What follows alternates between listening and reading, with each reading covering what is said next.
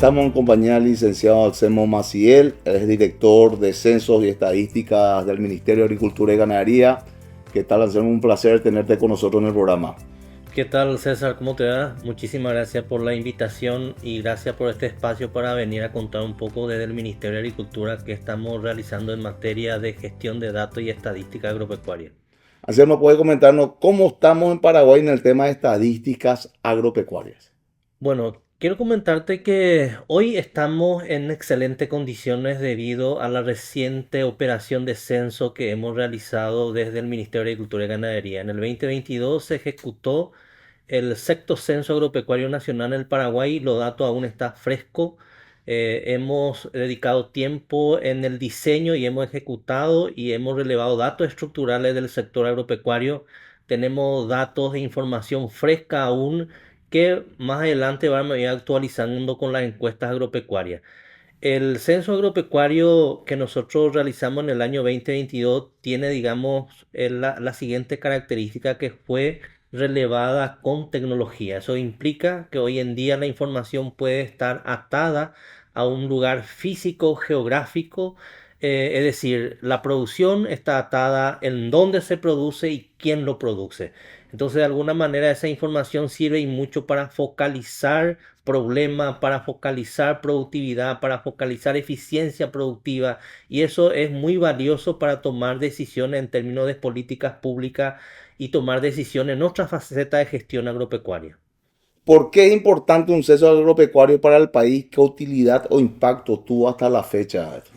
Sí, en términos de importancia, el censo provee la información para tomar decisiones, ese en primer lugar. Pero ¿qué tipo de información provee? Y son informaciones estructurales. Estamos hablando de tenencia de la tierra, la forma de tenencia de la tierra, por ejemplo, que este censo arrojó justamente que gracias seguramente también a la gestión de lo que era antes IBR, que hoy en día es INDER, se ha notado un incremento importante en la titulación de las tierras en manos de pequeños productores y de todo lo que hace en términos de la gestión productiva en sí. Hablamos de uso de la tierra, cómo está hoy el uso de la tierra en Paraguay. Muchas veces la gente cuestiona que la agricultura crece en expensa o en perjuicio del tema ambiental y no es así. Nosotros hemos medido este censo con relación al 2008 y la cosa en términos sustanciales en uso de la tierra no hay mucho deterioro del tema ambiental. Es decir, cada quien en su sector, como la agricultura familiar, tiene su propio entorno productivo, la agricultura mecanizada, que es lo que trae divisa al país, también tiene su entorno productivo, conviven naturalmente en armonía ellos porque producen y tienen población de consumo diferente. La agricultura familiar es más generalmente para consumo interno, el tema de granelera es para productos de exportación, entonces todo eso sirve para nosotros y todo eso visibilizamos en el censo. Entonces cada quien, nosotros desde el ministerio y todas las entidades cooperantes como la FAO, otras instituciones, observan esos datos y a partir de ahí intervienen en decir, vamos a potenciar más estos territorios en estas variables, en esta característica se ve un poco flojo, vamos a intervenir para mejorar. Entonces el censo lo que da hoy en términos de potencialidad de información, datos para poder tomar decisiones. Ahora, ¿cuál es a partir de ahora el desafío que tenemos y cuál es, cómo debemos de usar la información? De hecho, nosotros estuvimos haciendo ya trabajos con consultorías desde el Ministerio de Agricultura y Ganadería y hemos producido lo que se llaman mapa de zonificación territorial. ¿Qué implica esto? Para saber, por ejemplo, dónde hay mayor productividad, dónde hay zona, por ejemplo, que se tiene mayor eficiencia de uso de la tierra, dónde se tiene menos eficiencia. Y además también, a partir de los datos, aportar el potencial productivo, dónde podemos todavía nosotros crecer en tema productivo. Y ahí se nota en términos de información que el Chaco, por ejemplo, siguen teniendo bastante potencial productivo, no solamente ganadera, sino que también agrícola. Así mismo, Alcemo. Y después del censo, ¿cómo se va a seguir con la actualización de las estadísticas del sector agropecuario? Bueno, el censo es la línea base, ¿verdad? De una operación para poder construir las estadísticas más adelante, que se le llaman las estadísticas continuas. Dentro de la estadística continua podemos ver hoy en día varias herramientas. Una de las herramientas tradicionales es las encuestas, ¿verdad? Que es, digamos, un estudio de una parte de la población para después generalizar a la población global. Pero hoy en día también la tecnología ofrece varios mecanismos para ir monitoreando de cómo funciona la parte productiva del país. Por ejemplo, el uso de imágenes satelitales a través de la teledetección, por ejemplo, permite zonificar actividades agrícolas, es decir, saber qué se está cultivando y plantando en determinado territorio, cómo va evolucionando los cultivos agrícolas, es decir, para monitorear un poco y cuál es la superficie sembrada. Entonces, si bien es cierto, la interpretación que se puede hacer las imágenes satelitales a través de la teledetección es limitada en el sentido de que no se puede sacar datos del productor, porque al fin y al cabo es el productor lo que tiene, digamos, la información general de lo que se produce y otro tipo de cosas. Las imágenes satelitales también aporta y mucho. Pero eso va a servir para complementar todo el sistema, digamos, de estadística agropecuaria que nosotros estamos planificando a partir del censo agropecuario. Después se vienen las estadísticas agropecuarias generadas a partir de las encuestas. Entonces, el proyecto que nosotros iniciamos en el 2022 con el censo se llama implementación de un sistema de censo y estadísticas agropecuarias. ¿Qué implica esto? Que tenemos varios recursos que nos permiten a nosotros generar datos para que tomadores de decisiones como el propio ministerio y otros entes, digamos, externos, como lo que hacen gestión productiva, puedan ayudar a esto en el tema de toma de decisiones. Entonces, a partir del censo, en resumen, tenemos las encuestas agropecuarias para ir actualizando la información que se tomó en el censo como línea de base. ¿Y cuál es la receptividad de los productores frente a este tipo de requerimiento de información? Bueno, como te estaba comentando, nosotros hemos hecho varias pruebas ya de la metodología de la encuesta. Estamos hablando de encuesta científica. ¿Qué significa eso? Que la encuesta que nosotros vamos a realizar está sustentada en métodos científicos como el uso de las probabilidades, ¿verdad? Ustedes escucharán a veces, dice, una forma aleatoria, la selección es al azar. Esa forma de selección, por ejemplo, lo que quiere decir es que cuando yo elijo de esa forma, lo que hace es que la estadística produzca informaciones similares a la de un censo a partir de un pequeño caso, es decir, que le llamamos muestra. Entonces, pero eso tiene su método. Dentro de ese método nosotros también estamos acompañando sobre un trabajo de agrimensura. ¿Qué quiere decir eso? Nosotros no es que solamente nos vamos junto al productor y le pedimos sus datos, así su nombre ni qué produce, sino también queremos atar ese dato que nos da el productor con su unidad productiva, es decir, su parcela o su finca. Entonces, ¿qué hacemos? Medimos con un dispositivo especial que se utiliza en el entorno de la plataforma geográfica, ¿verdad? Medimos el tamaño de su parcela y lo dividimos en uso, o sea, que cultiva, que cría. Medimos también si tiene superficie de monte, todo eso se mide a través de aplicativos espaciales. Entonces eso nos da la información después de atar cualquier información que nosotros tengamos con su tierra, ¿verdad? Y después eso ir desarrollando después cómo va funcionando. Si se implementa una política pública, se va a ir viendo cómo cambia el uso de la tierra. Más allá de las imágenes satelitales también se tiene datos numéricos. Entonces, esta parte que te estoy comentando de medir la tierra no es un catastro, ni tampoco es para venir a decir al Estado, mira, el productor tiene tanta hectárea. No, es de uso estadístico. Hay una ley, la ley conocida como el INE, que protege la información relevada para fines estadísticos. Eso no se puede divulgar datos individuales de ninguna persona ni de un productor. Solamente se puede poner en forma agregada, se tiene que agregar, sumar más de un productor para que esa información salga de la oficina. Entonces, el productor puede estar siempre, digamos, de eso no puede confiar porque nosotros estamos reglados por ley como funcionario público y no podemos publicar eso porque si publicamos la ley se nos viene encima y nadie está por encima de la ley. ¿Eso qué significa? Que si un juez, por ejemplo, quiere saber datos de una persona, vamos a suponer que eso ocurra, nosotros no podemos dar porque está la ley y eso restringe la ley. Entonces, por eso es tan importante tener la confianza del productor en ese sentido, que cuando le decimos tus datos son confidenciales, que se entienda que eso no puede caer en manos de otra persona que no sea la dirección que maneja sus datos para fines estadísticos y se va a entregar siempre en forma agregada.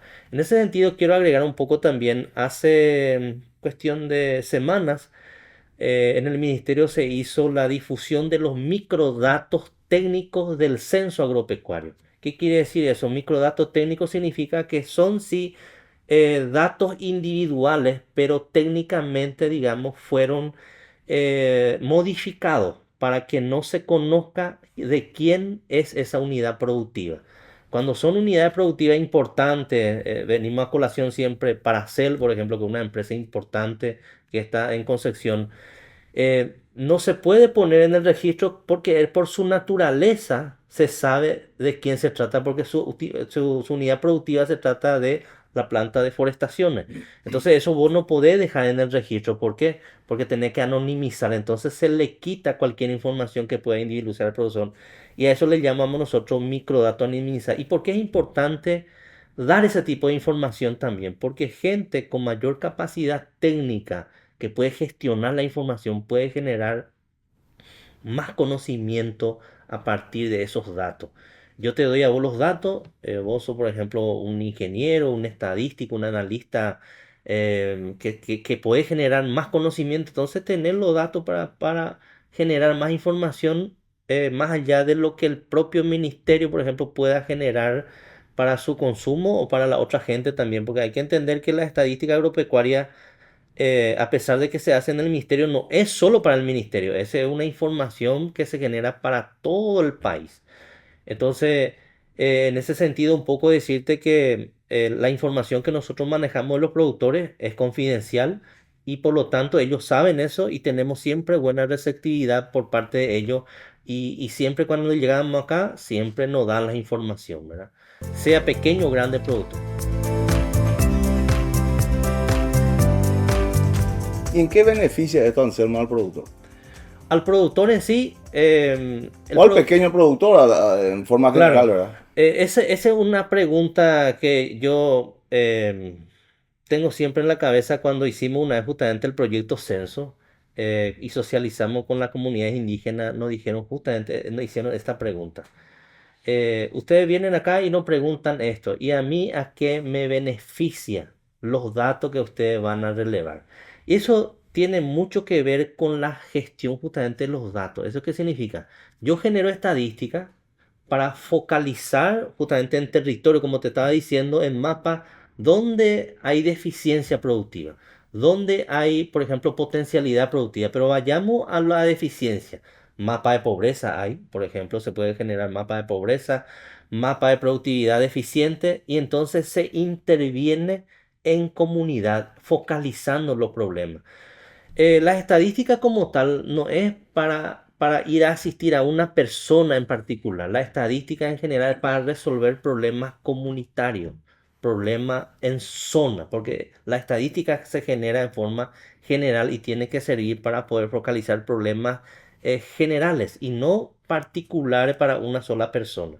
Entonces, para eso tipo, en este tipo de información, para buscar debilidades y hacerles retorno a partir de esta información. ¿Y quién hace eso? Y naturalmente el primer responsable de esto es el Estado, ¿verdad? El Estado es el que tiene que tomar la información y a partir de ahí intervenir en los territorios donde dicen los datos que es deficiente la producción, donde hay mayor cantidad de pobreza, etcétera, etcétera, donde falta camino inclusive, porque eso, la producción también tiene que ver con el acceso, digamos, a través de los caminos a esa producción, porque si no, la producción no sale, entonces no hay mercado, ¿verdad? Y todo eso tiene que intervenir en primer lugar el Estado y después si quiere cooperación, digamos, de otras entidades, lo hacen, ¿verdad? Para eso sirven los números, para tomar decisiones, para poder ir potenciando, digamos, el sector agropecuario en este caso. Y siempre decimos nosotros, el Paraguay es digamos, un país que su economía se sustenta en el sector agropecuario. Entonces toma mucha relevancia la estadística del sector, porque como yo sé lo que se está produciendo, lo que no se produce también, qué es lo que está faltando, y eso es lo que teníamos con el tema de tomate y demás cosas en estos tiempos, ¿verdad? Por la temporalidad de la producción en el país. El país todavía no tiene la capacidad de ofrecer producción de tomate por todo el año. ¿Por qué? Porque en un solo momento dado los productores por el clima siembran todo, tenemos una superproducción y el mercado se satura, ¿verdad? Y entonces falta un poco de planificación. El Ministerio de Agricultura está trabajando justamente en estos temas también de planificar la producción para que tengamos por lo menos 6 meses más de producción de tomate y no solamente cargar todo en un mes la producción y después no sabemos qué hacer con la producción que hacemos y entonces nos quejamos todo porque tenemos, digamos, no tenemos el mercado suficiente para poder vender nuestro producto. Y con varios productos. Y hay varios productos. A veces, esta vez no tenemos problema con el papa, por ejemplo, porque lo que se produce justamente ahora ya terminó el periodo del mercado de papa, porque ya se vendió todo lo que se produce sin ningún problema. También salió bien el tema de la cebolla, por ejemplo, el pequeño productor, uno de los rubros de renta también. Vemos la sandía que está saliendo muy bien. Y así a veces salen bien las cosas. ¿Por qué? Porque en determinado periodo se planificó, ¿verdad? En tiempo para que también estos productos salgan de manera escalonada, ¿verdad? Y ese se está trabajando en el ministerio, de tratar de generar mejor planificación en esos sectores para que no ocurran este tipo de cosas.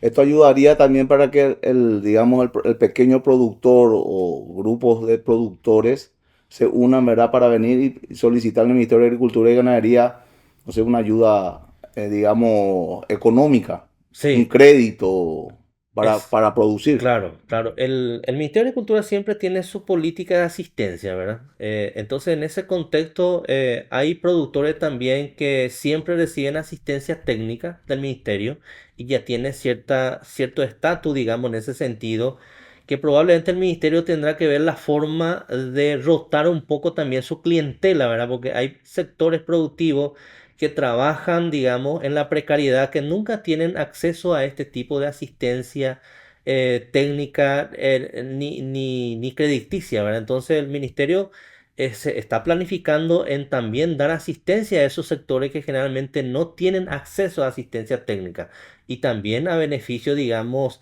de créditos que no están organizados y entonces cuando no están organizados es muy difícil llegar a esos productores, pero el ministerio, como te estoy comentando, está focalizando ese tipo de población que también tiene que asistir porque también necesitan de apoyo para ir generando recursos, ¿verdad? Para su familia. Así mismo, ¿y cuándo se realizaría esta primera encuesta posterior al censo, Anselmo? Nosotros ya estamos en una etapa muy avanzada, como te dije, con la metodología ya desarrollada. Hemos hecho varias pruebas.